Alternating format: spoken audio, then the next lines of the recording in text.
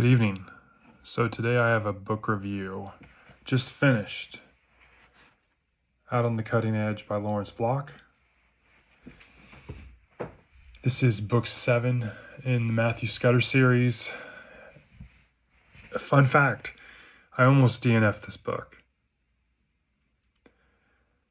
I'm going to get into that a little bit, and then I'll give you my rating at the end, but I almost DNF'd this book.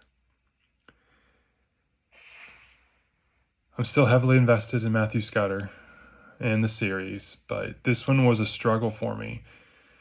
It starts really slow, and I'll get into what I dislike here soon, but let me give you the summary first. So there's really kind of two parts to this. He needs to solve the disappearance of a would-be actress named Paula from Muncie, Indiana.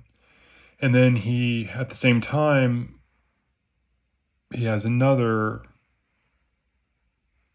kind of goal here, and it doesn't really start as one. You think, he's going to solve this disappearance of this girl, and that's it. That's the premise of the book. But then as he meets this buddy of his, Eddie Dunphy, he is a friend from AA, and you realize that Scudder he's on the wagon, and he's given it his all to sobriety, and throughout the book he stays sober.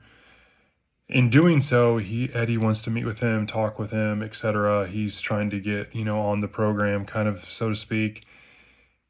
And that's when it takes a turn, and Scudder really comes up with a secondary goal in the fact that Eddie ends up dead after missing, I believe it was an appointment with Scudder. And Scudder goes to his house, and he ends up his death is mysterious because he died of what appears to be autoerotic asphyxiation. So that was interesting at the very beginning of the book. But then in the middle, the end of the beginning and in the middle was very, very kind of boring. He has a new lady friend that is in there, and she really doesn't she's not really much of a supporting character in my mind in the story of pushing things along in the middle part of the book. It isn't until the end where she becomes kind of valuable to the story. One of the returning characters is Mickey Ballou, the Irish kind of gangster guy that is friends with Matthew Scudder. He's the guy that they always say may or may not have carried his best friend's head around in a bowling bag type. There's these urban legend, Paul Bunyan type stories about him. I did like the fact, so that's kind of the summary of the book. But what I did like was a couple things.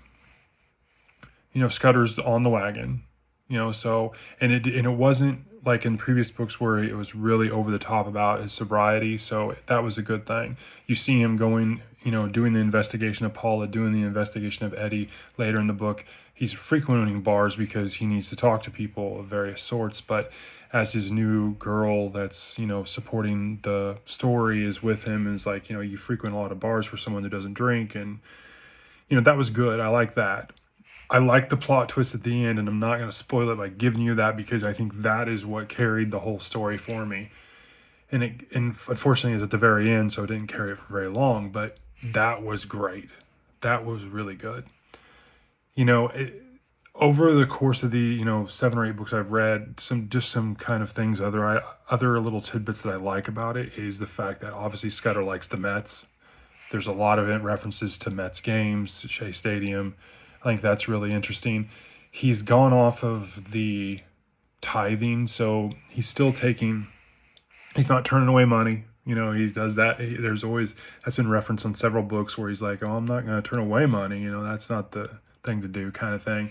But instead of taking whatever money he makes doing his unlicensed private eye work, instead of tithing 10% of that to churches that he just happens to be around or walk into, he's now taking singles or getting cash into singles, and he's passing it around to people on the street that need help. So that was definitely a character shift, and I thought that was pretty interesting. Again, I give this book a 3 the rating was a 3.25. And I say that with a little bit of hesitancy here because, again, I almost DNF'd the book because it was so slow. And it's not a very big book, to be honest. It's a little 300 pager. But boy, until the last 50 pages, it was kind of the first 50 pages were interesting because you're getting to know what the premise is. The last 50 pages was a whirlwind revelation type thing. You're like, and maybe it was for me. Maybe if you read this, you're like, oh yeah, I saw that coming. But for me, it was the other 200. It was just it was a little bit interesting here and there, but it wasn't enough to carry it for me. And I'm glad I stuck it out. But 3.25 is the highest I can give it. When I really thought about it, I was considering it to be one of my first twos this year. But again, I'm really invested in Scudder. I like Block. This one was just not his best. Obviously, I thought the ending was great. I mean, I think if he would have had a little more interesting stuff in the middle, I thought this could have been a really good book. But anyways, I'm glad I read it. That's a review. Lawrence Block, Out on the Cutting Edge, 3.25 out of 5. Hope you're having a good evening. Talk to you later.